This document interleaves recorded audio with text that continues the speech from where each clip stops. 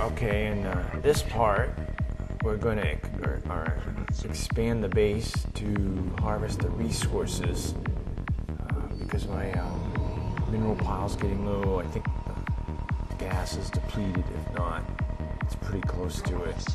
And you can see, like from the last part, the group that was up on the left, they're gone. So that means I must have replaced them. They got destroyed. So it doesn't take long to get them rebuilt up. All right, this is where we're going. I don't know if I showed in the last part that I sent the observer up into that area to highlight it. You can see the map in the lower left-hand corner. And this is one of the reasons why I stage my guys in the upper in the right-hand corner, is in case, which they will, the scouts come up, so I could just send them right over and take care of that, and then come back into the staging area. And again, clean up, making sure that the two groups that are guarding the front of the base are hotkeyed properly, and there's 12 of them. Oh man, these arbiters, man. Now it's like I have to wait for the stasis field to end. And there's a good defense against that, and I'll show you once I get over to the middle field there. I'm going to set up a couple more cannons. They slow down. Reavers come up and they're down. They're down like boom. And you can see I made a couple Archons. They're going over.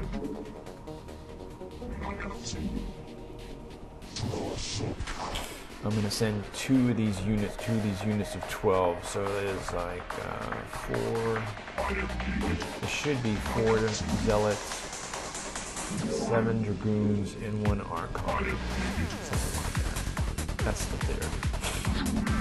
You see my middle field's pretty much gone.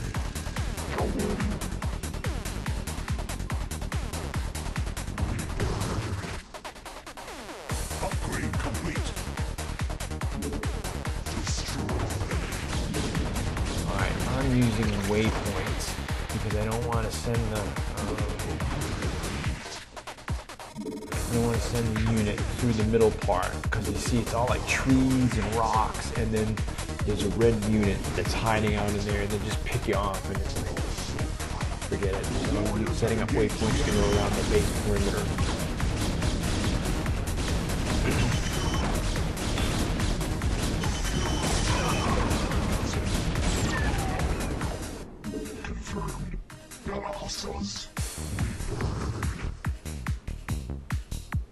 And in a minute, I'm going to send that second unit over too. I'm going to get the first unit up.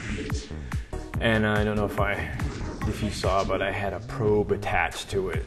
So there he is, there's the probe. So I'm going to take that and start building a nexus and an assimilator and a couple pylons, cannons. It's just getting ready to defend the base. That's using hardware. And then to use the troops, there's a couple things.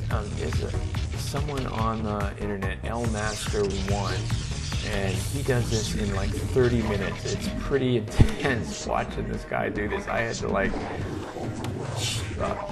copy the YouTube file and then slow it down to find out what he was doing. It's like, oh, okay. So I picked up some pointers, and this was one of them. Stagger these guys. It's pretty cool. It's a good defense against the arbiters. It's a good defense against the scouts. It's not so hot about ground troops, but you can highlight a bunch of groups and bring them together, and I think I have that in here. And it is showing how when an arbiter comes in, it's like they get one guy instead of like 12. We are under attack. Oh yeah. Always under attack. The base is always under attack. Oh, more Reaver. Now here's where my plan worked out better. So I'm sending these guys down the ramp and in the back. So now the Reavers are focused in the front. They're not looking at their back side, and boom. 1, 2, and then up the ramp and get the other 2, and that's pretty cool. You're gone.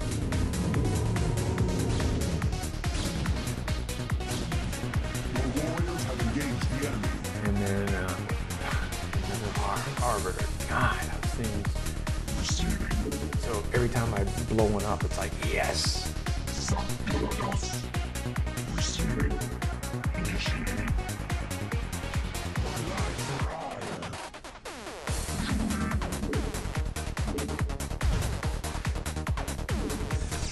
I tried this without pylons, and if your troops get wasted before you can bring other troops in, the scouts will start attacking the building. But if you have pylons and cannons, they'll attack that, so it gives you a little bit of time to get someone over, reinforcements over, before they destroy your Nexus or your assimilator, which is a pain because you stop production when they're down. So if they destroy a pylon, it's like a big deal.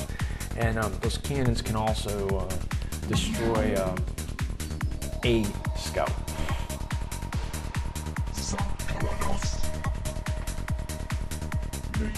Alright, so I think in the meantime, I'm trying to assemble the group to take over the red base. In addition to making sure the base is protected, making sure that the middle field is, okay, here we go. So here's the ground troops, and I can easily pull these guys in to protect from the ground troops. Or attack them.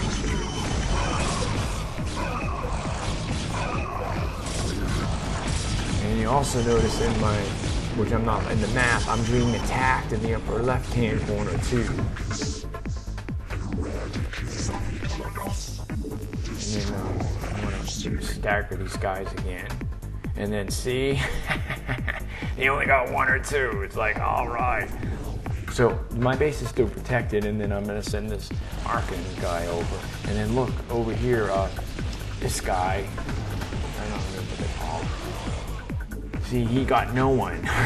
He may have gotten 1 guy instead of 3 or 4. So this is a really good defensive strategy.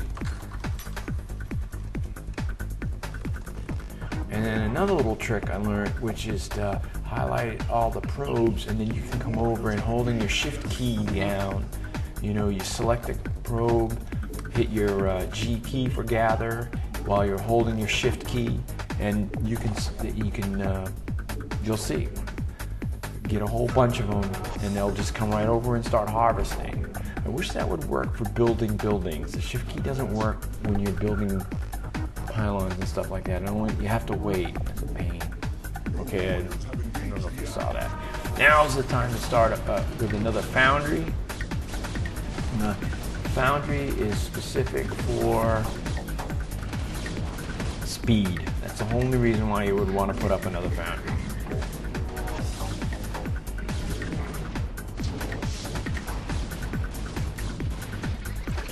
And it's pretty much what you have to do while you're assembling your force to come down and attack the red base is just protect that field until it becomes depleted. And again, Reavers, I've had a carrier come in, ground troops, scouts, they're just gonna keep attacking you, and your base, so you have to keep your base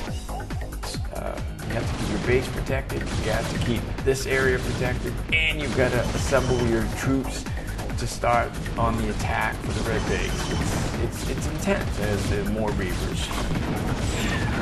It's like, oh man, Reavers, Arbiters, Scouts.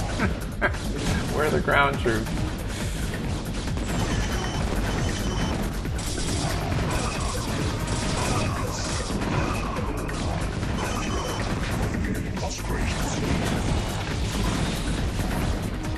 And they're pretty much gonna wipe this out.